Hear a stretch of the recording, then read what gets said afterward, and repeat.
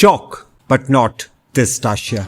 Conceived by communist Romania, adopted by the French, and somehow landing up in roadies, this Dacia is the reason why modern mid-size SUV segment exists. And it wasn't a farce. It had proper off-road capabilities and it had the most weird ergonomics ever, but that I guess is just a Renault thing.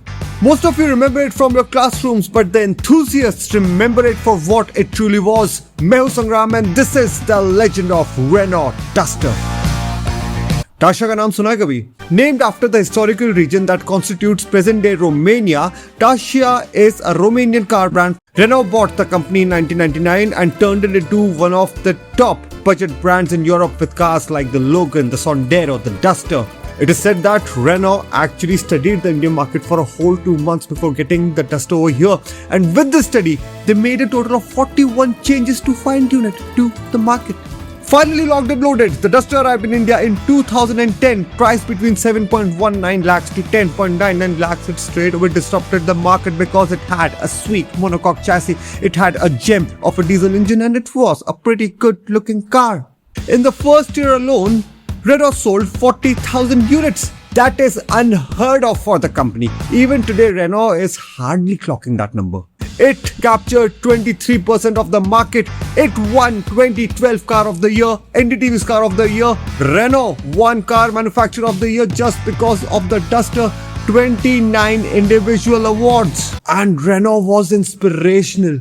They built a cult. Renault formed an official owners community called the Gangs of Duster. Not a marketing gimmick, an actual functioning community Duster owners genuinely interacted with. It also became the title sponsor for MTV Roadie starting 2015.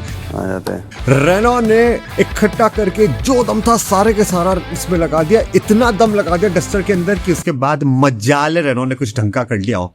The Duster was and the Duster still is Renault's whole identity in India, and even after they put everything into it, this identity was running into a crisis. The Duster was running on the same underpinnings for over a decade with very minor facelifts. कोई fortunate थोड़ी ना कि कुछ भी बेचोगे और लोग ऐसे आराम से लेते रहेंगे. It wasn't glamorous.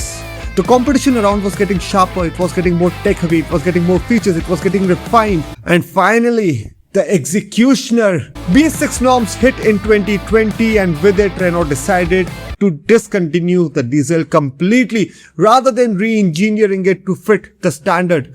The diesel was the heart and soul of the car, and without it, there was no real selling point.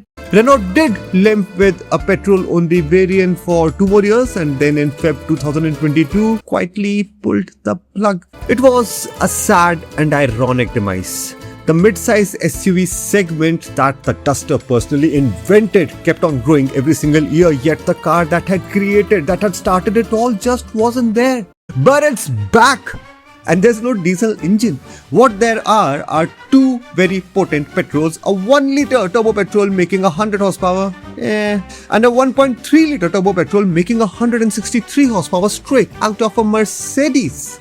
The times have evolved and so has the Duster. There's no longer a diesel, there's no longer genuine off-road capability. It has become what every other mid-size SUV in India has. A sharp-looking city boy which no longer wants to wander the wilderness. You have to evolve with the time, you have to evolve with the market, and the thing that is left to see is if the market will once again appreciate the Duster.